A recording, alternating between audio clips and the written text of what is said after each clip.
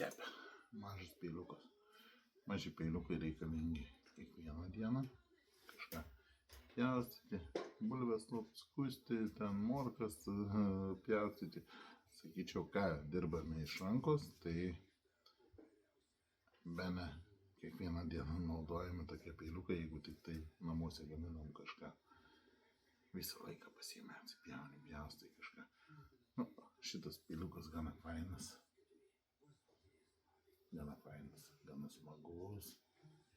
Toks, sakyčiau, kainos lygmenį irgi 24 euriukai toks. Tai čia nėra daug, bet peiliukas smagus. Bolsteriukas metalinis, viskas galas metalinis. Toks patogus pasiimti, pjaustyti, kad neįsidurtumėt su kampeliu, būtent toks neaštrus kampas. Labai smagus peiliukas.